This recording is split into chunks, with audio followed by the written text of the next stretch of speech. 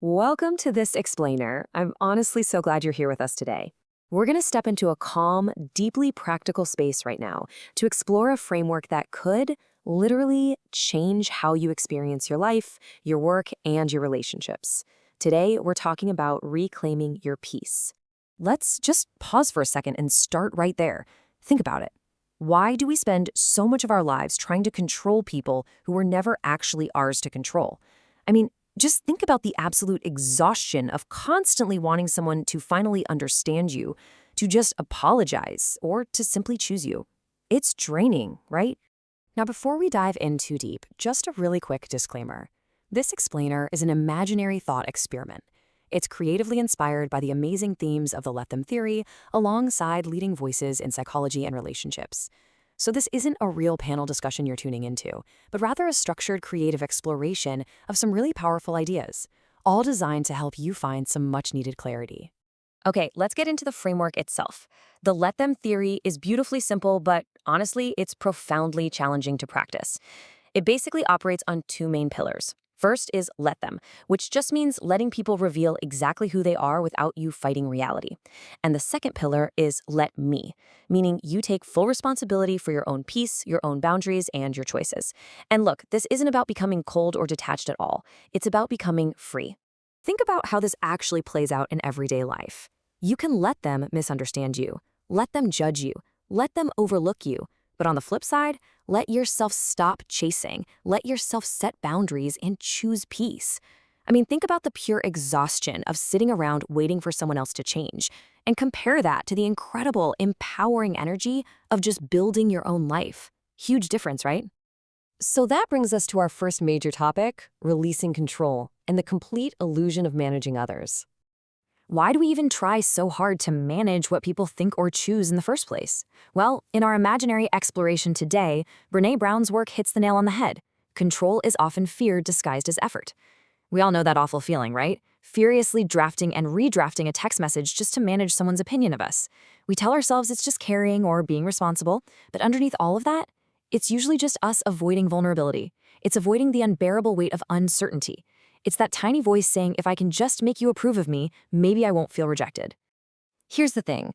Control often feels like action, but a lot of the time, it's literally just anxiety in motion. Sending that double text feels like action. Over-explaining your boundaries for the fifth time feels like action.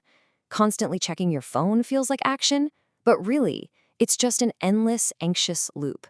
The let them theory is what interrupts that loop and finally brings your energy back home. Moving right along to our second topic, love and control. Specifically, what happens when intimacy turns into a courtroom? When it comes to romantic relationships, there's a really vital distinction we've got to make between managing and caring. Managing is basically demanding someone become different just so we can feel safe. Caring, on the other hand, is allowing honesty, boundaries, and absolute freedom.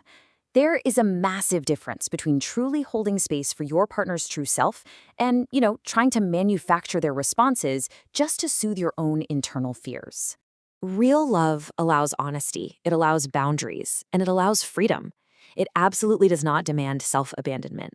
Secure love is about letting someone be exactly who they are. Now, let me be crystal clear here. This definitely does not mean you should ever normalize disrespect or degradation. Not at all. You let them reveal their character, and then you choose your boundary. You stop asking, how can I change you? And you start asking, can this relationship actually support mutual respects? Which leads perfectly into our third topic, family, misunderstanding, and the very real pain of outgrowing your old roles. This brings up an incredibly poignant thought inspired by Maya Angelou. There is a special kind of pain that comes from being misunderstood by the people who know your name. Think about it. A stranger just judges the public you, but your family? They judge from memory. And there's a real ache, a profound sense of grief, honestly, in accepting that your family might only know and actually prefer an older, much smaller version of you. So why exactly does family judgment cut so deeply? Look, anyone who's ever sat through a tense holiday dinner knows exactly what I'm talking about here. First off, they remember those old versions of us. Second, in a lot of families, belonging simply meant obedience. You just kept everyone comfortable. And third, setting a new boundary feels to them like you're breaking some unspoken contract. So setting a quiet boundary might feel like a betrayal to them, but I promise you, it's actually a vital act of self-rescue for you. Just feel the rhythm of this truth for a second. Let them misunderstand your growth. Let me stop shrinking just to keep an old role. Let them prefer the version of you that asked for less. Let me be free.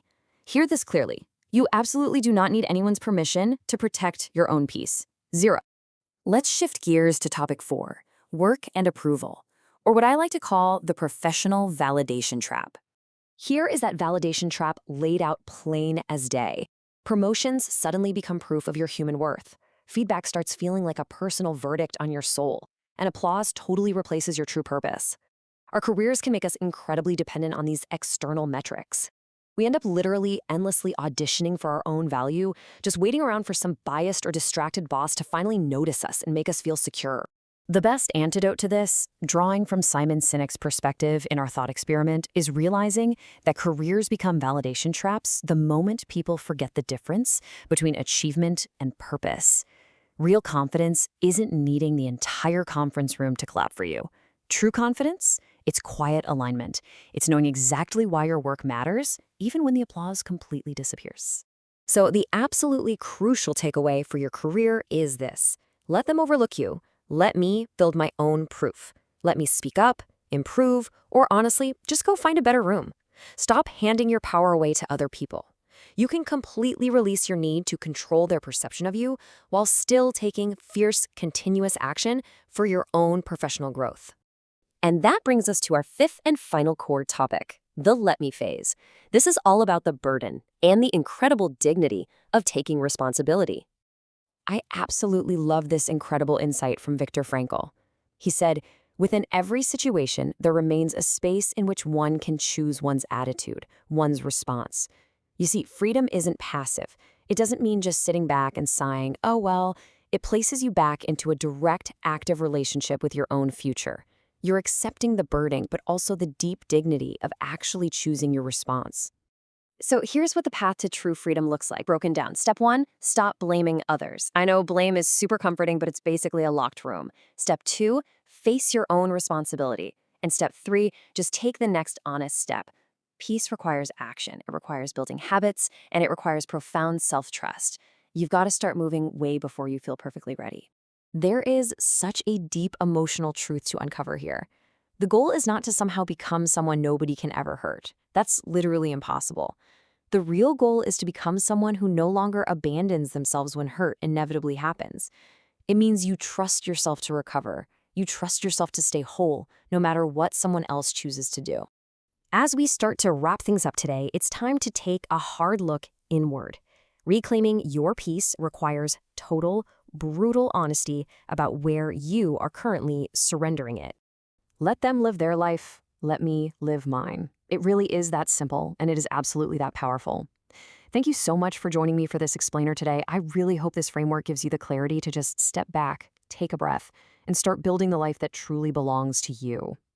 So I'm going to leave you with one final lingering question to sit with today. Who are you still trying to control, convince, or win approval from?